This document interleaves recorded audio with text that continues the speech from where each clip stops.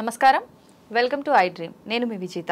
ప్రస్తుతం మనతో పాటు ఉన్నారు ప్రముఖ జ్యోతిష్యులు బ్రహ్మశ్రీ నందిబట్ల శ్రీహరి శర్మ గురువు గారు. ఇప్పుడు గురుగారితో మాట్లాడి అసలు వారాహి అమ్మవారి పూజా విధానం ఏ విధంగా చేయాలి, నిజంగా అమ్మవారికి ప్రీతికరమైన నైవేద్యం ఏంటి, అమ్మవారికి ధూపం ఏ రకంగా వేయాలి, ఇలాంటి విషయాలన్నీ మనం తెలుసుకున్నాము, విన్నాము. మనకు తెలియని మరిన్ని విషయాలు ఇప్పుడు గురుగారితో మాట్లాడి తెలుసుకోబోతున్నాం. నమస్కారం గురుగారు. వాగర్థావివ సంపృక్తౌ వాగర్థ ప్రతిపత్తయే జగతః పితరౌ వందే పార్వతీ పరమేశ్వరౌ. సదాశివ సమారంభాం శంకరాచార్య మధ్యమాం అస్మదాచార్య పర్యంతం వందే గురు పరంపరాం. ఆదిత్యాయ చ సోమాయ మంగళాయ బుధాయ చ గురుశుక్ర శనిభ్యశ్చ రాహవే కేతవే నమః. శృంగేరి పీఠాధిపతులు, కంచి పీఠాధిపతులకి నమస్కారములు తెలియజేసుకుంటూ కార్యక్రమాన్ని ప్రారంభిద్దాం. గురుగారు, మరి 5వ రోజు వారాహి అమ్మవారి అవతారం పేరేంటి? ఆ అమ్మవారిని ఏ రకంగా మనం ఆరాధించాల్సి ఉంటుంది? 5వ రోజున మనము ఈ వారాహి అమ్మవారిని శ్వేత వారాహి రూపంలో మనం కొలుస్తాము. అంటే ఈ అమ్మవారు ఎలా ఉంటుందనంటే నీటిలో తేలియాడి ధైర్యంగా ఉండే యువరాణి అట. అమ్మవార్లలో యువరాణి కాబట్టి ఈ అమ్మవారిని పూజించడం వల్ల చక్కటి అదృష్టవంతులైనటువంటి సత్సంతానం కలుగుతుందటమ్మ.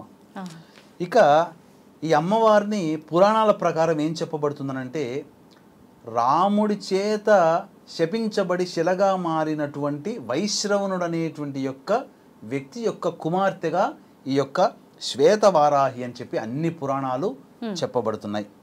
ఇక ఈమెకున్నటువంటి ప్రత్యేకమైనటువంటి బలం ఏంటనంటేనమ్మా, శివుడు ఏ పని చేసినా ఈ అమ్మవారు అంగీకరిస్తుందట. అంటే అడ్డు చెప్పదట ఈ అమ్మవారు. కాబట్టి ఇక్కడ మనం ఒక రహస్యం దాంట్లో దాగి ఉంది. ఈ రహస్యాన్ని మనం తెలుసుకోవాలమ్మా.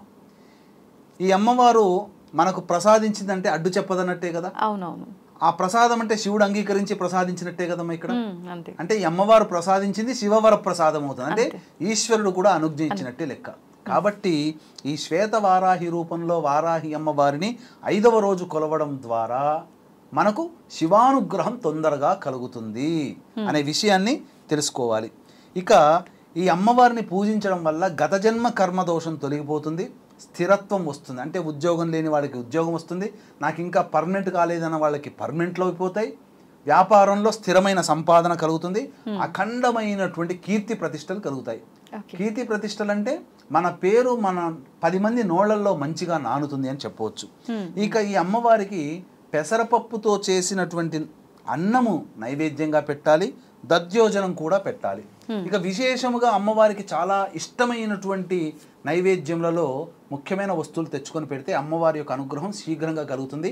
ఏ వస్తువులు అనంటే బెల్లం పానకం, అలాగే పనసపండు, కందగడ్డ, చిలకడ దుంప, ఇలాచి ఆవు నేతితో చేసినటువంటి నువ్వుల లడ్డూలు, దానిమ్మ గింజలు, ఎర్రటి పండ్లు ఏవైనా అమ్మవారికి చాలా ప్రీతికరమట. ఇక ఈ అమ్మవారికి ధూపం వేస్తే చాలా విశేషంగా సంతోషిస్తుందట ఈ అమ్మవారు.